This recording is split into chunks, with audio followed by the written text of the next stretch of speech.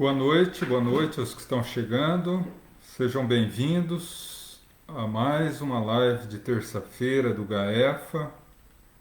Que todos sejam muito bem-vindos. Hoje, como de hábito de todas as terças-feiras, nós vamos, à luz da doutrina espírita, comentar alguns fatos sobre o Evangelho, sempre vinculado à doutrina espírita, né? Então sejam todos bem-vindos, Carlos Eduardo, Sônia, boa noite, Marcelo, boa noite, Selma, Celina, Rô, seja bem-vinda, Valdemir, Marlúcia, boa noite, Mário, boa noite, seu Flávio, boa noite, Marilei, boa noite, Ricardo, Michele, boa noite. Luiz Leandro, boa noite. Jéssica, pessoal aí, boa noite. Deixa eu ver aqui. Beth, boa noite. Vali, sejam todos muito bem-vindos. Maria Luísa, boa noite. Hélio, boa noite, Hélio. Boa noite, seu José. Sejam bem-vindos. Zeza, boa noite.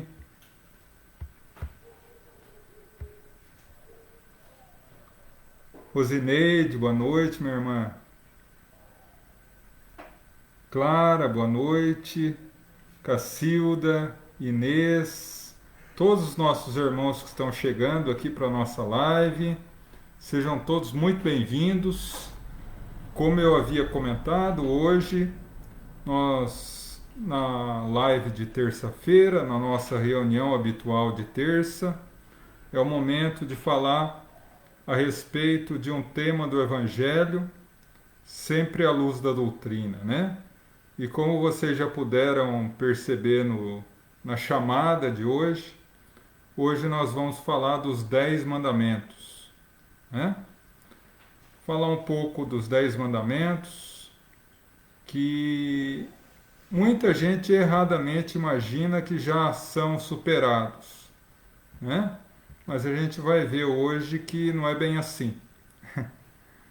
Deise, boa noite. Melissa, boa noite.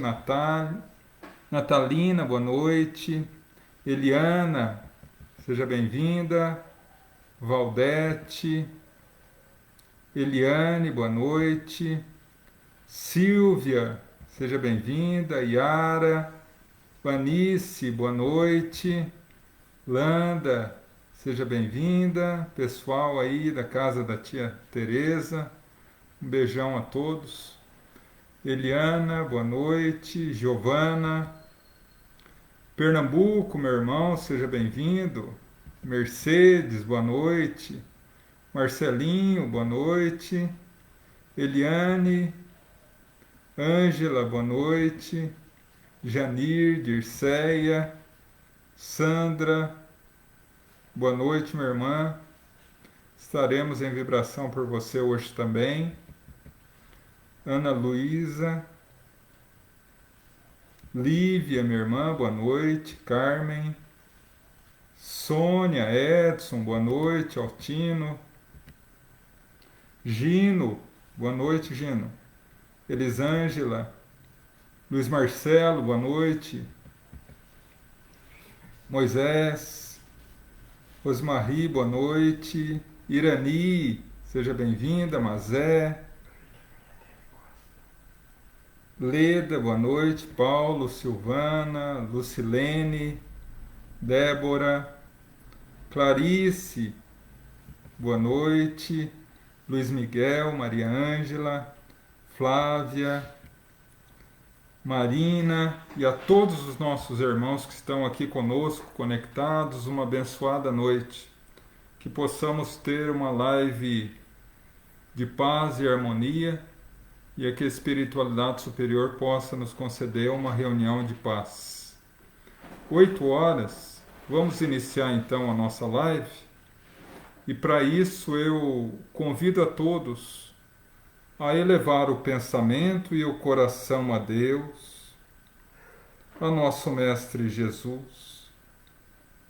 Vamos entrar em sintonia com os nossos amigos espirituais, para que ao longo de toda a nossa reunião, eles nos possam conceder a paz, a harmonia, a bênção, a proteção, o auxílio necessário para as nossas necessidades íntimas e ao sairmos daqui desta reunião, possamos ser renovados e fortalecidos no propósito de seguir os passos de nosso Mestre Jesus.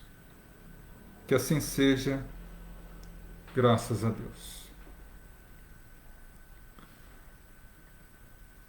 Eu comecei a me deter um pouco mais no estudo dos 10 Mandamentos há alguns anos atrás, quando em nossa casa, durante uma reunião, e lá, como nós falamos para muitas pessoas que não são de Cerqueira e não conhecem a nossa casa fisicamente, nós a fazíamos da seguinte maneira: das 7 às 7:30 da noite, uma pequena conversa sobre o Livro dos Espíritos. Das 7:30 às 8, o mesmo que fazemos nas reuniões de quinta, um pinga-fogo, perguntas e respostas. E depois, exatamente igual como fazemos hoje aqui nas reuniões de terça. E uma das perguntas que fizeram me chamaram a atenção, que foi exatamente assim: o Espiritismo não estaria defasado como a terceira revelação? Será que a espiritualidade superior não poderia nos trazer uma nova revelação? Será que o Espiritismo não estaria já ultrapassado na condição de terceira revelação? E eu levei um susto com a pergunta, porque apenas para situar, para nós espíritas, nós entendemos que Deus nos concedeu, através de Jesus, 3 revelações. A primeira, os 10 Mandamentos. A segunda, o Evangelho. E a terceira, o Espiritismo. Então, diante disso, a pergunta vinha exatamente na característica básica de revelação do Espiritismo. E eu, ainda um pouco atordoado com a pergunta, quando um amigo espiritual se aproximou de mim, sorrindo, e disse: "Meu filho, como vocês pretendem uma 4ª revelação se vocês ainda não praticam nem a primeira?" Isso me fez refletir.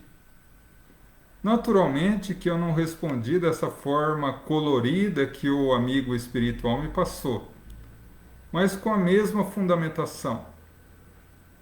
Mas o fato é que, a partir dali, eu comecei a me deter um pouco mais sobre os 10 Mandamentos.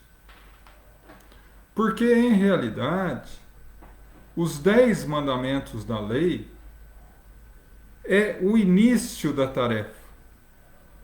Quando nós abrimos as páginas do Evangelho segundo o Espiritismo, obra de Kardec, que analisa pela ótica espírita o Evangelho de Jesus, encontramos no seu primeiro capítulo: "Não vim destruir a lei. E há uma análise de Kardec a respeito da lei mosaica, os 10 mandamentos. E como é hábito de Kardec, e ele convencionou como padrão, todos os capítulos do Evangelho segundo o Espiritismo são colocados da seguinte forma: primeiro, o texto evangélico, depois, a explicação do próprio Kardec, e finaliza com a instrução dos espíritos, que são mensagens de variados espíritos que fazem parte daquilo que nós espíritas chamamos de o espírito de verdade, comentando sobre o assunto do capítulo. E a primeira mensagem do primeiro capítulo do Evangelho, analisando exatamente os 10 mandamentos da lei, vem de encontro ao que o meu amigo espiritual nos falou. E é escrita em 1861 por um espírito que se intitula um espírito israelita, ou seja, um espírito que viveu na Palestina, que era judeu e que seguia a mesma filosofia do povo à época em que Jesus conviveu. Como sabemos, através da Revista Espírita e de alguns autores espirituais, que João Evangelista teve um papel muito importante na codificação da doutrina, como um dos coordenadores da codificação junto ao Cristo, e era israelita. Quero acreditar, mas aí é uma opinião minha, e não um reflexo da doutrina, mas uma opinião particular, que essa primeira mensagem tenha sido escrita pelo apóstolo João. E lá no último parágrafo dessa mensagem, ele diz: coube a lei mosaica iniciar o processo, como a Jesus dar continuidade. E assim caberá à doutrina espírita concluir o trabalho. Então, as 3 facetas da revelação divina, cada qual tem um objetivo básico, que deve ser cumprido para a redenção do planeta.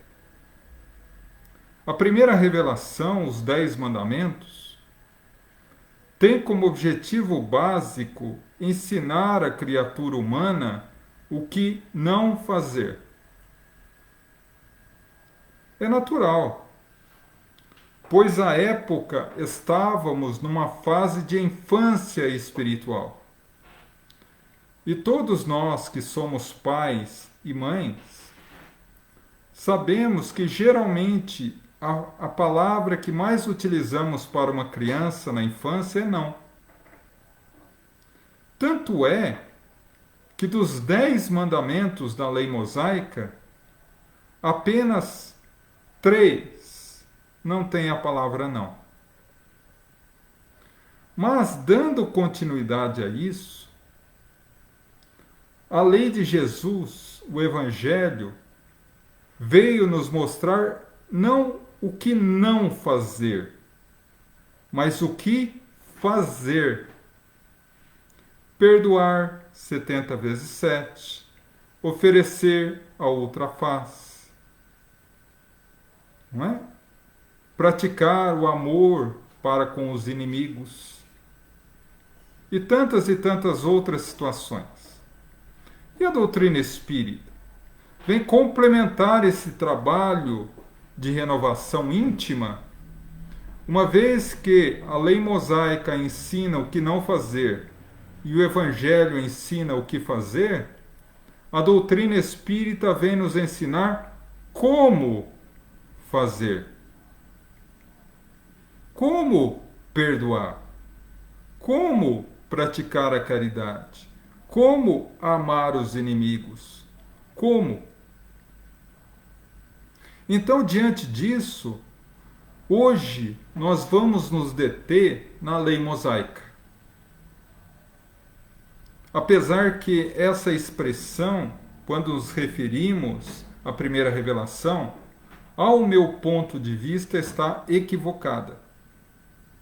Porque quando abrimos o livro de Êxodos, que é exatamente onde se encontra no Antigo Testamento a saga de Moisés, e aqui eu não vou me deter muito nisso, porque todos conhecem a saga do príncipe do Egito. Quando ele sai do Egito, levando o seu povo pelo deserto, segundo as Escrituras, por 40 anos, até a terra prometida de Canaã, hoje a Palestina, ele tinha uma tarefa principal no momento: governar o povo.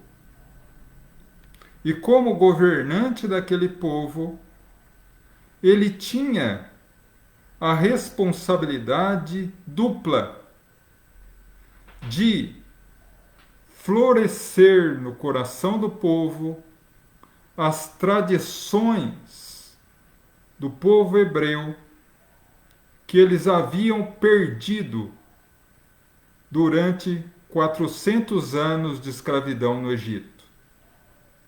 E a segunda tarefa, arrancar do coração dos seus irmãos hebreus todos os vícios morais que haviam sido arraizados ao longo de tanto tempo de escravidão, junto e em contato com os egípcios. Mas, naquela tarde e noite memorável, no Monte Sinai, quando ele sobe a montanha, e segundo o livro de Êxodos, recebe a tábua dos mandamentos da lei do próprio Deus, ele tem ali as leis divinas para bem viver, para direcionar o seu povo no caminho de Deus. Mas vamos pegar esse ponto da história e dividir em duas. O primeiro ponto que eu quero comentar é a respeito dessa forma colocada no Antigo Testamento.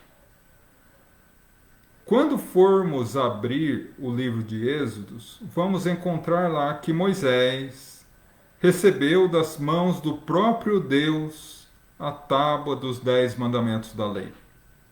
Pois bem, quando adentramos o estudo da doutrina espírita, sabemos, através da questão primeira, que Deus é a inteligência suprema, a causa primária de tudo que existe. E na questão oitava, que Deus é todo e absoluto em todas as virtudes e qualidades. E que nós, seus filhos, conseguimos alcançar uma perfeição relativa. O que isso significa? Que Deus está sempre conosco e se comunica constantemente conosco, mas não através de palavras, mas através de sentimentos. Então, a forma com que foi recebida a tábua dos mandamentos da lei não poderia ser de forma literal recebida por Deus, como se Deus fosse uma criatura humana. Ou talvez, quem sabe, supor a história muito comum em toda a mitologia grega ou romana de um Deus que toma forma humana para comunicar-se com seus filhos, o que também seria totalmente irracional. O fato mais lógico é que Jesus, conforme o livro A Gênese, de Kardec, e o livro A Caminho da Luz, de Emmanuel, é o governador espiritual do planeta, o responsável não só pela formação do planeta Terra, mas também pela direção dos rumos do nosso planeta e ser tutor, orientador de toda a humanidade encarnada e desencarnada ainda vinculada à Terra. Portanto, Jesus teve papel primordial nas 3 revelações divinas. Ele que trouxe essa mensagem. Então, a visão da doutrina espírita, Jesus trouxe a Moisés a tábua dos 10 mandamentos da lei. E parafraseando o nosso amado Chico Xavier, no inesquecível programa de Pinga Fogo, do dia 21 de junho de 1971, Moisés foi o primeiro psicógrafo da humanidade. E a primeira obra psicografada foi os 10 mandamentos. Então, dessa forma, Moisés recebe de Jesus, via mediúnica, os 10 mandamentos da lei. Esse é o primeiro ponto a analisar. O segundo ponto é que Moisés, naquele momento, controlava o povo como um governante. E para isso ele instituiu leis que deveriam ser seguidas. Como qualquer sociedade tem leis. Mas como o povo era profundamente endurecido e rebelde, a partir do recebimento das 10 leis divinas, ele pegou essas 577 leis que ele instituiu, leis civis, leis criadas por Moisés para regular o povo, e envolveu essas leis numa aura divina, como se fossem leis também divinas. E daí vem tanta confusão até hoje em dia. Porque se pega muitas vezes as leis civis de Moisés e tomam como leis divinas.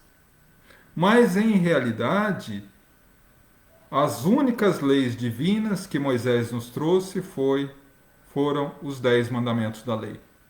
Então, a partir de agora, nós vamos fazer um checklist dos 10 mandamentos.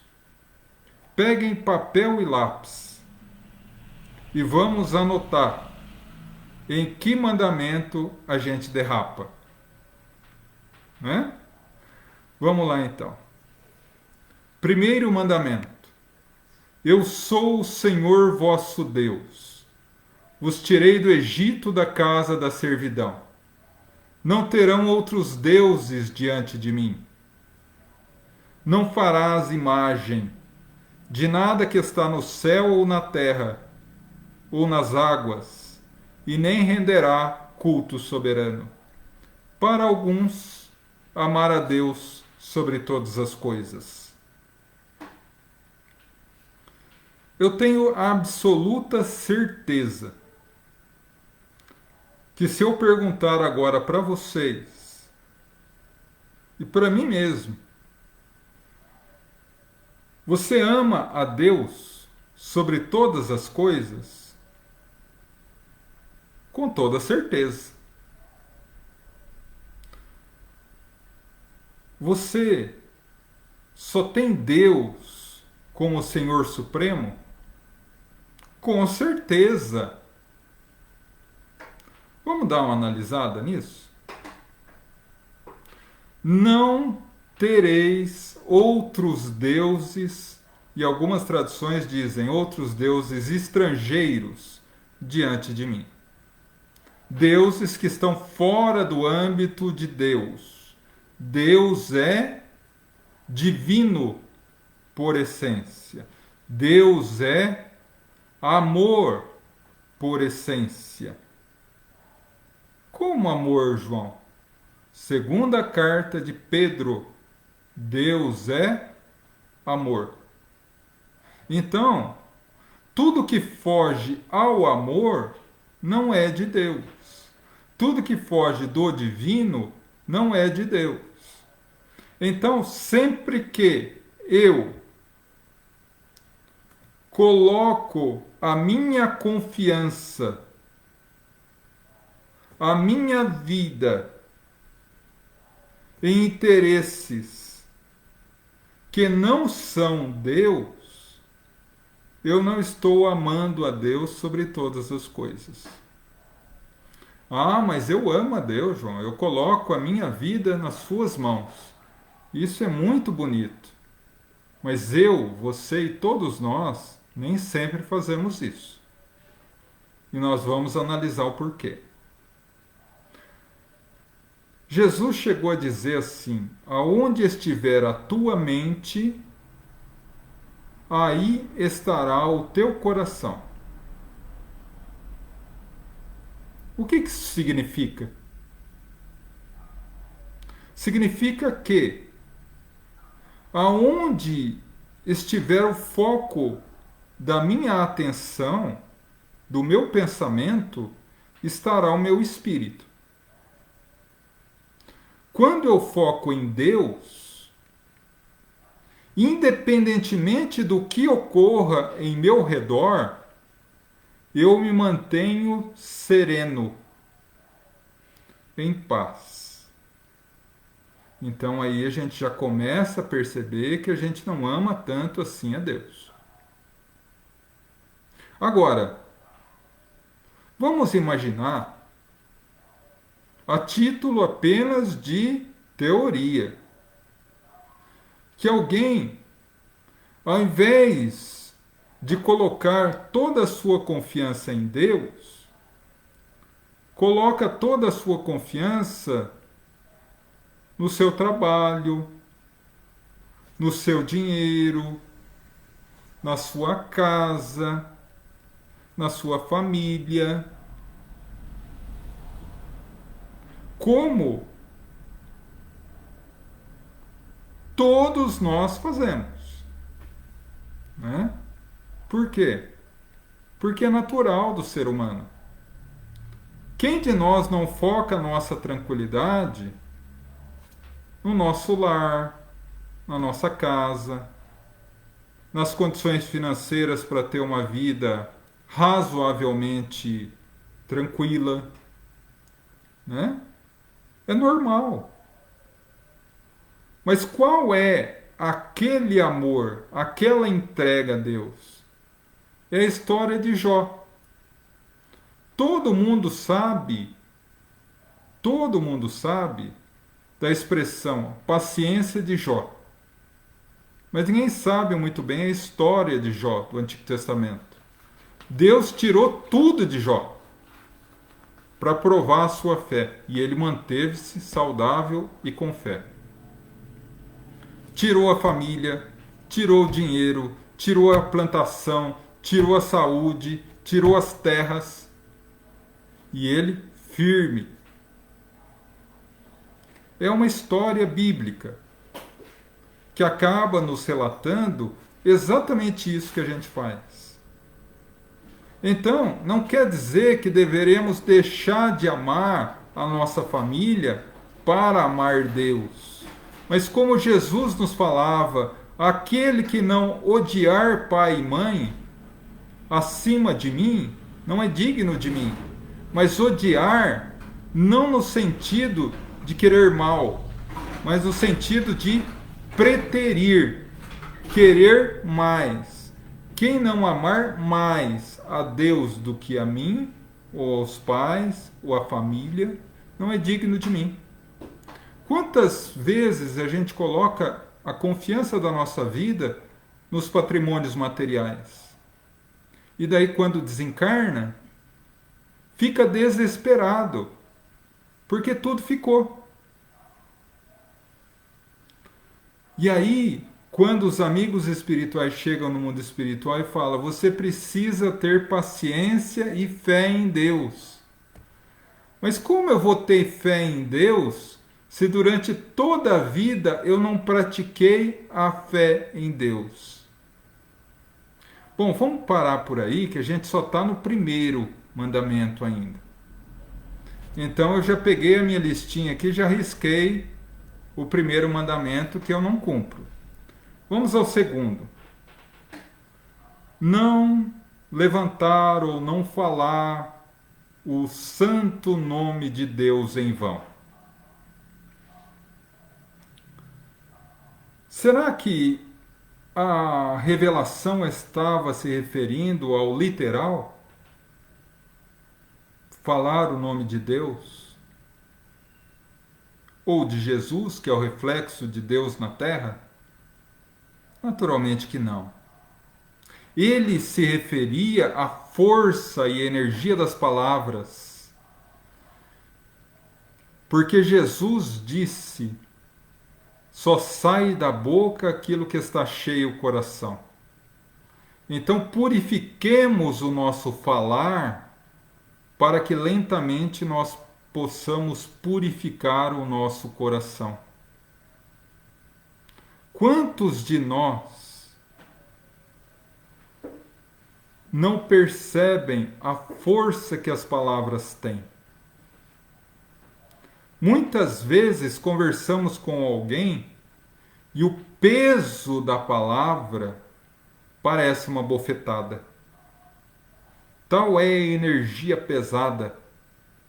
Ou outras, conversamos com alguém, estamos deprimidos, para baixo, enfraquecidos, e conversamos um pouco com alguém e aquela energia gostosa nos vem, nos absorve. É a força das palavras. Falar Deus em tudo. Não usar o santa oportunidade da fala em vão. Ou como um amigo meu espírita me disse certa vez, quando eu perguntei a ele a esse respeito, o segundo mandamento da lei, ele me disse, é fácil, João. Faça assim, sempre que você abrir a boca, você imagina que Jesus está do teu lado. Porque daí você tem vergonha de falar mal. E é assim. Lentamente nós vamos reaprendendo a seguir o caminho de luz. Reaprendendo a disciplinar não só o nosso palavreado, não só a nossa mente, mas o nosso coração. Eu sei que é difícil. Afinal de contas, foram séculos se entregando ao mau hábito de falar lixo. Vamos começar a falar perfume e isso vai nos envolver uma aura de luz. Terceiro mandamento da lei de Moisés, ou da lei divina. Lembrar de santificar o dia de sábado. Por que sábado?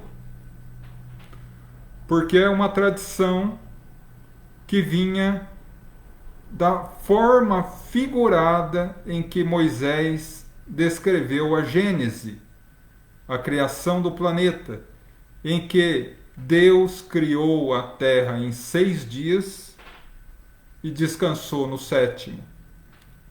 E para aqueles que ainda ignoram isso, o sábado é o último dia da semana, sendo o domingo o primeiro. Tanto é que é uma curiosidade. Em Jerusalém e na Palestina como um todo, o sábado é dia de recolhimento, o domingo é dia normal de trabalho. Olha que interessante. Nós aqui no Ocidente que viramos um pouco esse jogo. Mas em realidade, o que significa o sábado? E o que é lembrar de santificar o dia de sábado? É o que eles chamam de Shabat, o dia da conexão. É o dia que eu me desconecto do mundo, me desconecto das preocupações do mundo e me conecto a Deus. Um dia inteiro de orações e reflexões. Isso não quer dizer que nós não podemos almoçar, jantar, dormir até um pouco mais tarde. Não é isso. É mais tirar esse dia para refletir como foi a nossa semana, aonde a gente acertou, aonde a gente errou, o que a gente deveria fazer para melhorar, se eu fiz algum erro, o que eu posso fazer para reparar. Como uma mensagem linda de Santo Agostinho, no próprio Evangelho segundo o Espiritismo, quando ele diz: quando estava encarnado na Terra, uma prática que me ajudou muito era, toda noite eu fazia um exame de consciência sobre o que eu fiz no dia. E se eu percebesse que eu errei em algum ponto, no outro dia reparava o ponto equivocado. O Shabat é isso. E o que nós fazemos com o nosso domingo? Com o nosso Shabat pessoal? Utilizamos para o nosso aprimoramento moral? Bom, vamos partir para o quarto, porque até agora na minha listinha eu risquei os 3 primeiros. Quarto, honrar pai e mãe. E curiosamente é o único que tem uma recompensa, entre aspas, aqueles que honram esse mandamento. Honrar pai e mãe, para que Deus vos conceda uma vida longa sobre a terra. Será que é vida longa de anos? 90, 100 anos? Não. Porque Jesus já dizia: bem-aventurados os mansos e pacíficos, pois herdarão a terra. A terra é dos mansos e pacíficos, é daqueles que honram pai e mãe, a família, que é a nossa mini-sociedade, é a nossa escola primeira. Todos falam que a família é a primeira escola, mas poucos percebem a importância disso.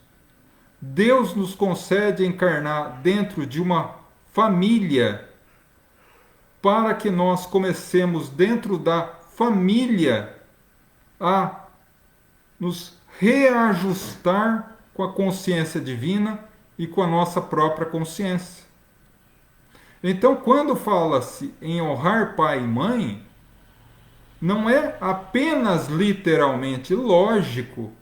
Todo filho tem uma obrigação de honrar o pai e a mãe por tudo que eles nos fazem. Inclusive, o Espírito de Verdade, em resposta a Kardec, quando Kardec pergunta qual a importância para um espírito dos pais ou da paternidade e maternidade, ele diz: é essencial, porque os pais são co-criadores com Deus. Deus cria o espírito. Os pais moldam o caráter, moldam a moral do espírito no período da primeira infância, cortando-lhe tendências negativas, fortalecendo-lhe tendências positivas, para que na fase adulta ele possa desempenhar o papel de ser um bom homem, uma boa mulher. Então, honrar pai e mãe. Mas e aqueles que me falam: ah, mas como que eu vou honrar pai e mãe? Se meu pai, quando soube que eu vim ao mundo, desapareceu. Ou se meus pais, quando eu nasci, me deram em adoção, ou me deixaram em um abrigo, como eu vou amá-los? Como eu vou honrá-los? O simples fato deles não cogitarem o aborto, te darem a oportunidade maravilhosa da encarnação, já é motivo suficiente de ser grato a eles. Não obstante eles terem sido frágeis e fracos. Mas como disse Jesus, quem de nós pode atirar a primeira pedra? Se nós não errássemos nesse momento, nessa situação, com certeza erramos em outra. Quinto mandamento. Ah, João, esse você pode pular que ninguém aqui dentro da live faz. Não matar. Será? Eu sei que aqui é difícil nós encontrarmos alguém que tenha força ou tenha, como que eu posso colocar, cair nesse erro terrível do assassinato. Mas quando nós abrimos a mente, nós encontramos o assassinato em outras situações que não necessariamente o assassinato físico. O que ocorre quando nós pegamos uma faca e golpeamos alguém? Naturalmente que esse ferimento vai gerar uma ferida muito grave e às vezes mortal ao corpo físico. Pois bem, nós, e aí eu me incluo, muitas vezes transfiguramos, transformamos a nossa língua, a nossa fala em uma faca. E golpeamos não o corpo, mas golpeamos a alma do outro. E abrem feridas graves, talvez mais graves do que feridas corporais. Matamos o outro em vida. Matamos a esperança, matamos a alegria, matamos o carinho, matamos a compreensão, matamos a força que o outro tem em renovar-se. É para analisar. Sexto mandamento da lei: não cometereis adultério. Ah, João, eu sou totalmente fiel à minha esposa e ao meu esposo. Concordo. Mas o adulterar, ele traz o verbo trair. O que significa trair?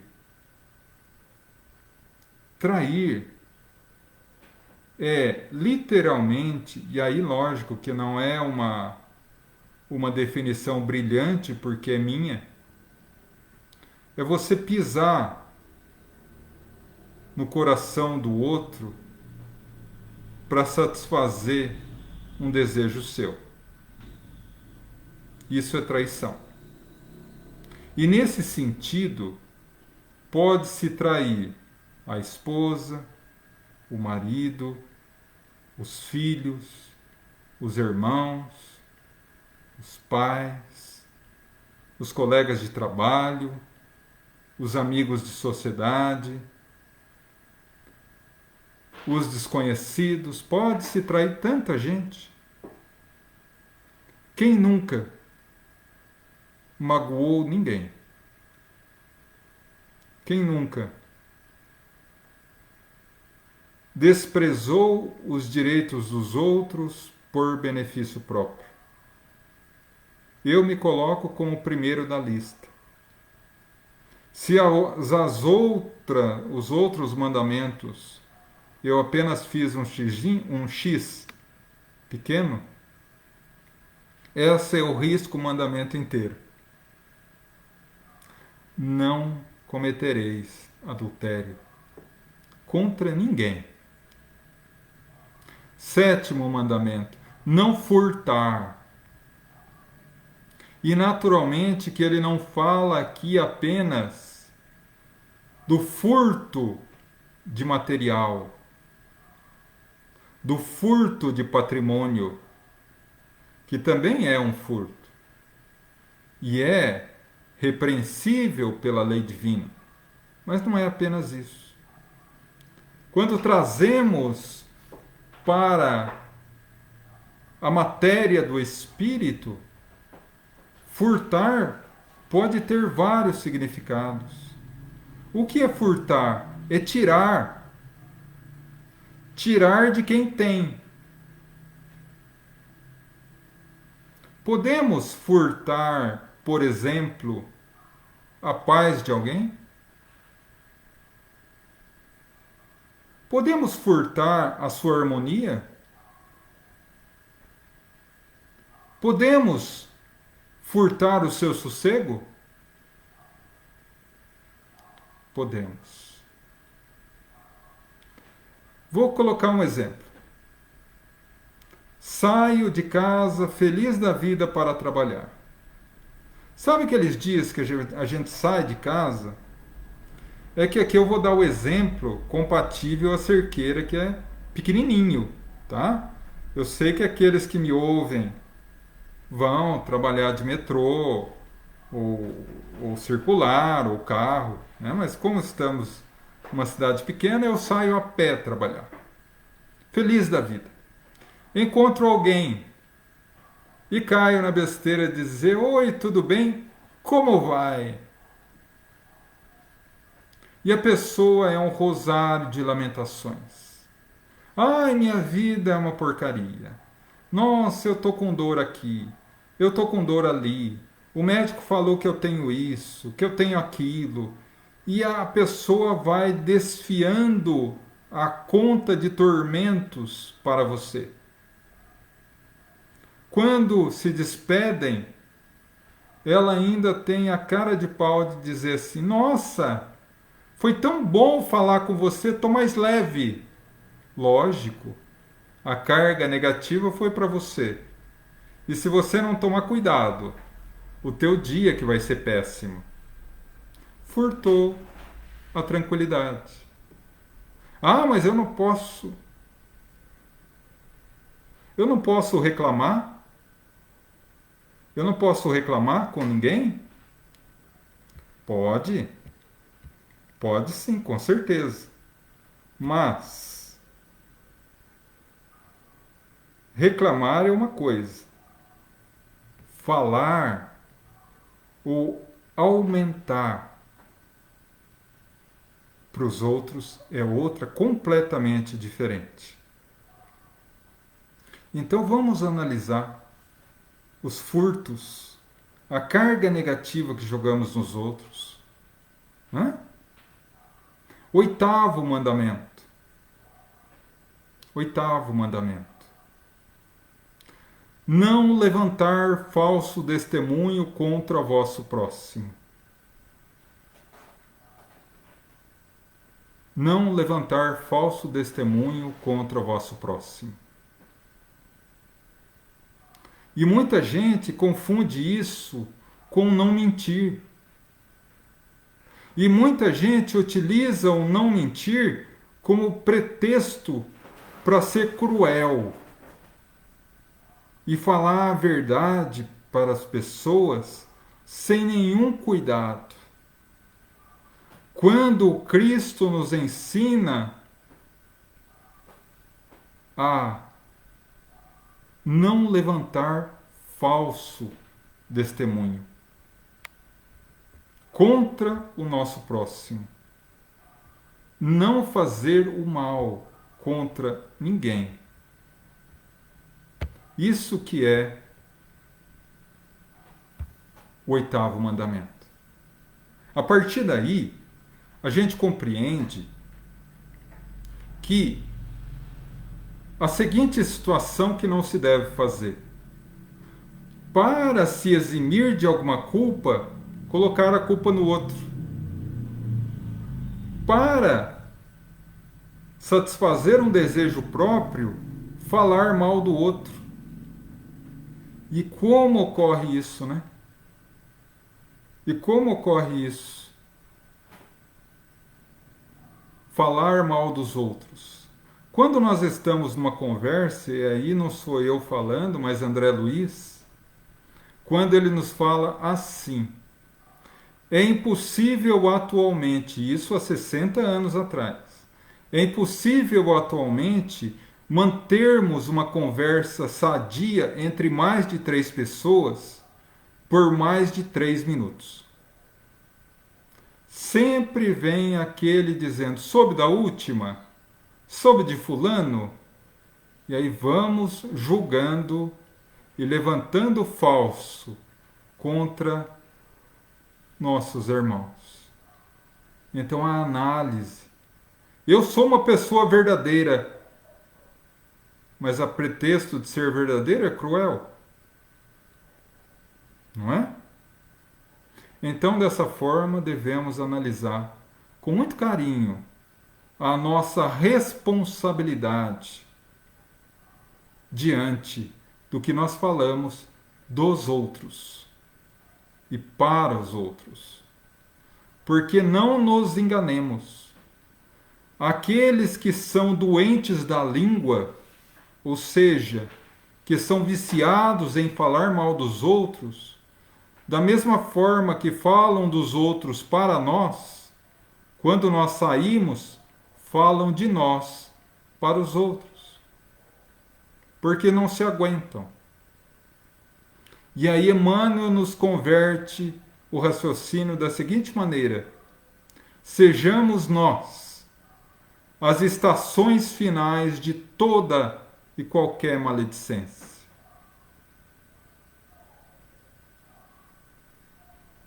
Nono mandamento. Ah, João, agora eu vou até fechar os olhos e os ouvidos, porque isso é só entre vocês homens. Não cobiçai a mulher do próximo. Nós precisamos entender também esse contexto, tá, gente? Nós estamos falando a uma época de em torno de 3.500 anos antes de Jesus, antes de nós.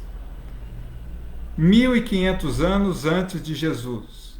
Uma época em que a mulher só tinha 2 tarefas na vida: dar filho e cuidar do marido. Só. Era relegada a total desprezo da sociedade e do próprio marido. Nós vemos, por exemplo, a novela romanceada Os 10 Mandamentos da Record, mostrando aquela paixão, aquele carinho. Não era bem assim, não. Era do contexto da época que mulher não tinha, era um ser de segunda categoria. 3.500 anos. Só para a gente ter uma noção do que eu estou falando, em 1863,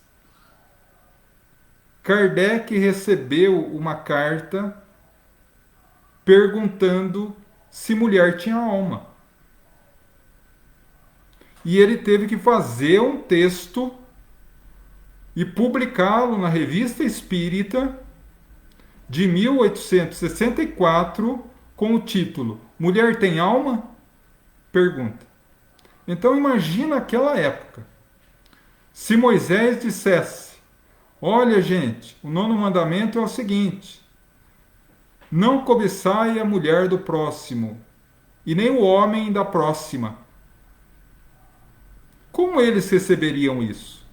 Eles não tinham consciência adulta ainda espiritualmente para entender isso.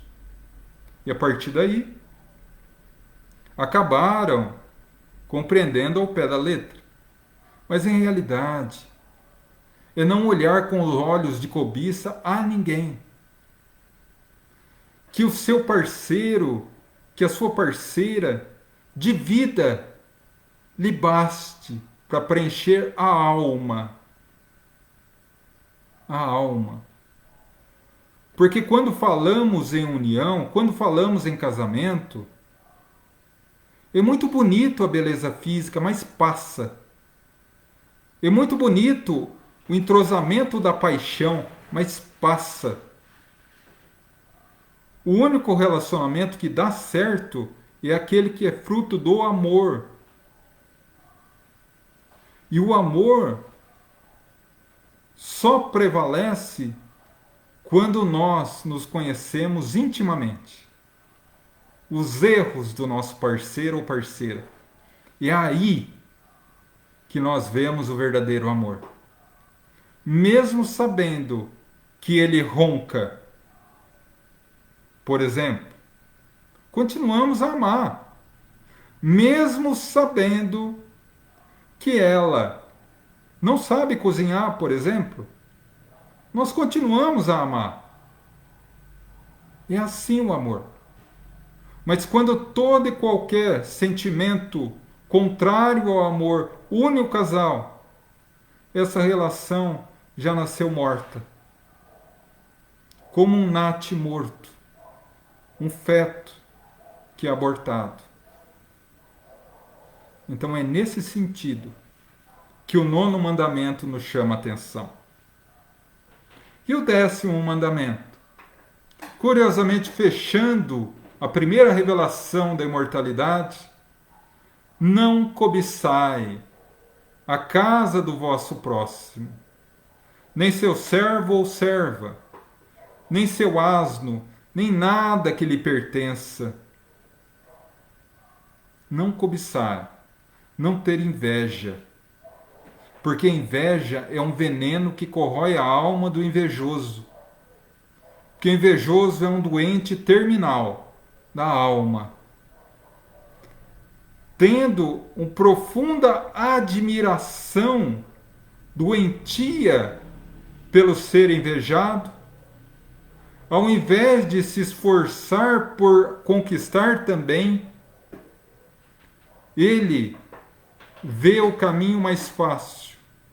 Ao invés de subir até o ser invejado, tenta derrubá-lo para que ele possa igualar-se a ele no lodo dos sentimentos mesquinhos. Então, sempre que falamos do ser invejado é com desdém, é com desprezo. Por quê? Por que invejar? Ah, mas fulano tem isso, fulano tem aquilo, fulano tem aquilo outro. Mas e as noites mal dormidas estudando para passar numa faculdade? E o trabalho que ele teve para se desenvolver profissionalmente? Muitas vezes trabalhando de dia, fazendo uma pós-graduação à noite, lutando para que pudesse ter hoje uma condição mais razoável de vida financeira. Isso nós não vemos. Ou como nossos avós falavam, vêm as pingas que tomamos, entre aspas, mas não veem os tombos que levamos. E é assim que o ser invejoso vive em tormenta espiritual. Vive no inferno próprio, pois o seu humor depende do ser invejado. Se o ser invejado está bom, ele está mal. Se o ser invejado está mal, ele está bem. Mas é tão curioso, eu nunca vi ninguém dizer: nossa, que inveja que eu estou de fulano, está adoentado na UTI do hospital. Que inveja! Isso a gente não tem, né? Então, meus irmãos, em resumo, são esses os 10 mandamentos da lei de Moisés. E como nós fizemos o checklist aí, sinceramente, eu não passaria de ano. Porque dos 10 não chegou a 4. Mas espero que vocês tenham saído melhor do que eu. O fato é que os 10 mandamentos da lei não estão ultrapassados. São mais atuais do que nunca.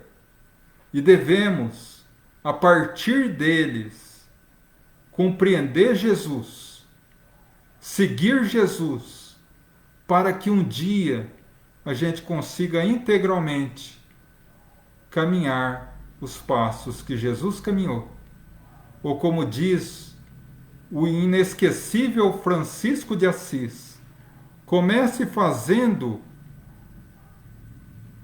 o necessário, logo estará fazendo o possível, e quando menos esperar, estará fazendo o impossível. Que Deus nos abençoe. Bom, meus irmãos, então agora vamos partir a nossa vibração pelos necessitados. É o momento de nos vincularmos em oração e vibração, mobilizando a nossa energia mental para que esse luminoso exército do Cristo possa alcançar a todos que pensamos, a todos que têm o nome nas vibrações e a todos os necessitados da Terra. Vamos fechar os nossos olhos e abrir os braços da alma para abraçarmos Jesus. Envolvidos nesse abraço carinhoso, vamos falar-lhe ao ouvido das nossas necessidades e aflições, das nossas dores, de espíritos ainda tão distantes da luz. E vós haverá de nos amparar. Rogamos. Ampara, Senhor, nossos familiares, presentes, ausentes, próximos, distantes, onde quer que se encontrem, possam receber a visita amiga dos missionários do amor, levando o bálsamo da paz e da harmonia a todos. Rogamos pelos nossos irmãos encarnados em humanidade, aqueles que passam por provas e expiações, seja na fase da infância, da adolescência, na fase adulta, idosa, rogamos, Mestre, que teu infinito amor seja o farol a nos iluminar pelos caminhos tortuosos da terra.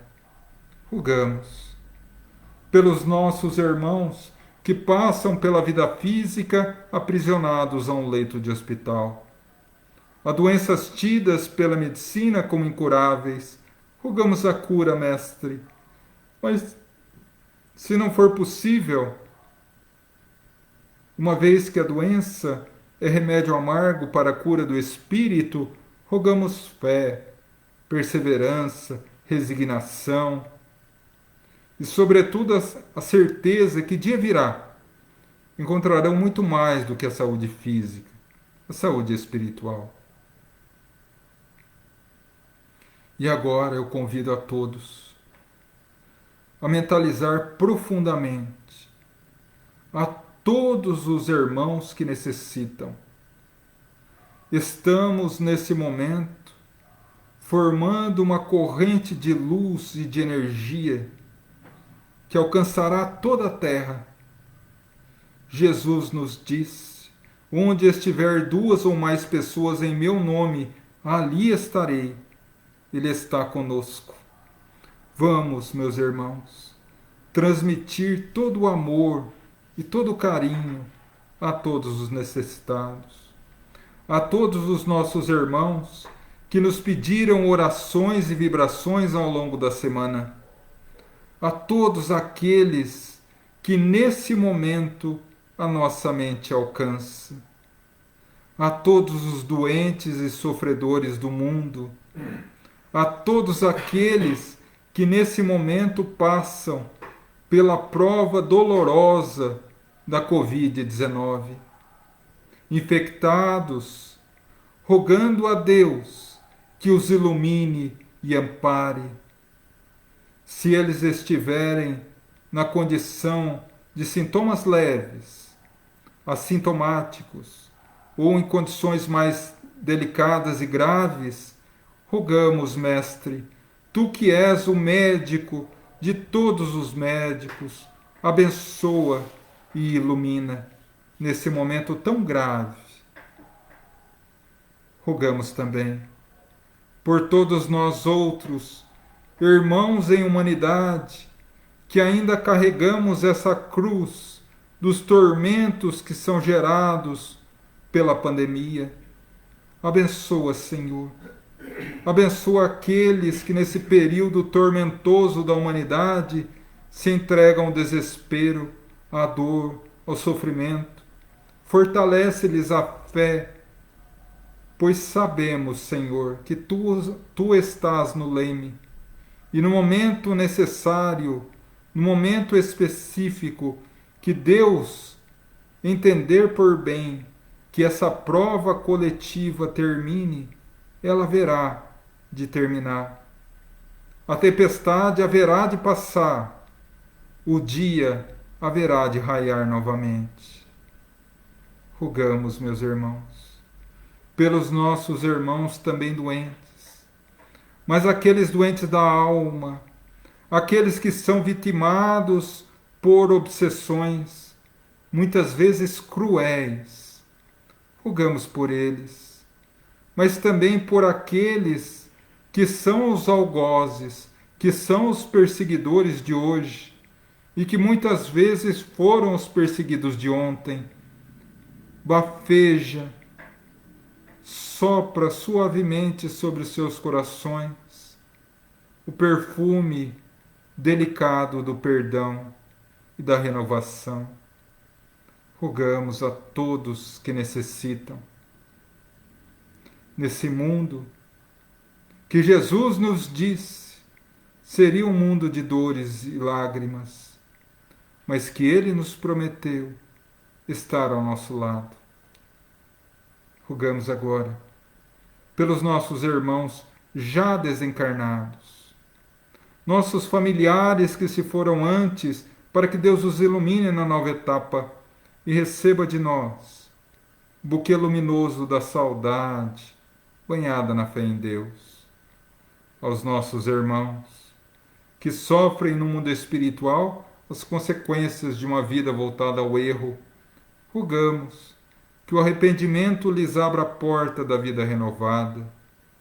Pelos irmãos suicidas, que a doce Mãe Maria de Nazaré possa agasalhar-lhes em seu manto de luz, libertando-os da jaula de desespero que eles próprios se aprisionaram.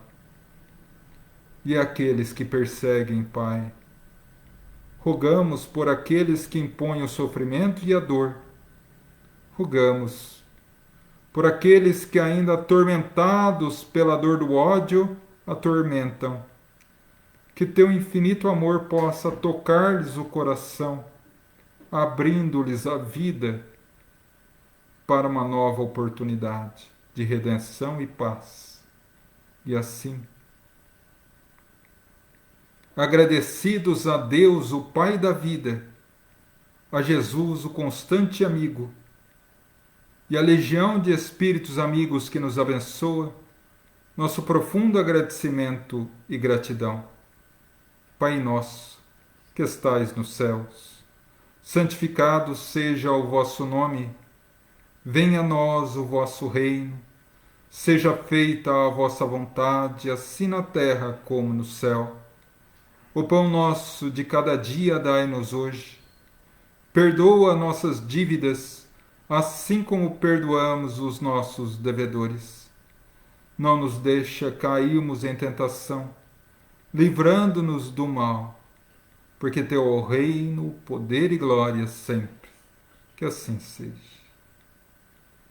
Continuando nessa serenidade, vamos agora voltar os nossos pensamentos a Deus. Aquela tranquila praia de Cafarnaum, as margens do lago de Genezaré, luminoso com os primeiros raios de sol, a brisa que nos acaricia a face, as ondas que, como rendas aquosas, se desfazem aos nossos pés, e ao nosso lado, a figura majestosa e luminosa de Jesus, a nos envolver em um abraço carinhoso, a sua luz, as suas virtudes, as suas bênçãos invadem todo o nosso corpo físico, reharmonizando, abençoando, curando. Envolve a nossa mente em luz, e os pensamentos degradantes e negativos saem da nossa mente e nos fortalece a imagem de Jesus no nosso pensar. Uma onda de alegria e paz nos envolve, atinge o nosso coração. O íntimo do nosso ser se alegra nesse carinhoso abraço. A fé nos fortalece. E quando abrimos os olhos, Jesus está diante de nós, sorrindo. Vai, filho. Sei que a terra é uma escola cheia de desafios. Eu próprio passei por eles para testemunhar que é possível perseverar até o fim. E assim, filho, segue em paz, levando no coração a certeza de que eu estou ao seu lado. E sempre que se sentir abandonado, sempre que se sentir excluído, sempre que se sentir desamparado, feche os olhos, faça um silêncio interior e ouvirá as minhas palavras. Estou contigo. Vá em paz. E o Senhor os abençoe. E assim, agradecidos aos nossos irmãos espirituais que aqui estiveram, a todos os trabalhadores do GAEF, aos nossos mentores espirituais, ao presidente espiritual da nossa reunião, ao irmão que ao meu lado esteve e me permitiu falar um pouco a vocês sobre os mandamentos da lei de Moisés, a Virgem Misericordiosa de Nazaré, a nosso patrono Francisco de Assis, a Jesus, o nosso Mestre, e a Deus, o nosso Pai, a nossa profunda gratidão por mais uma reunião, por mais uma oportunidade de trabalho, por mais esse abençoado contato com os seus missionários do amor.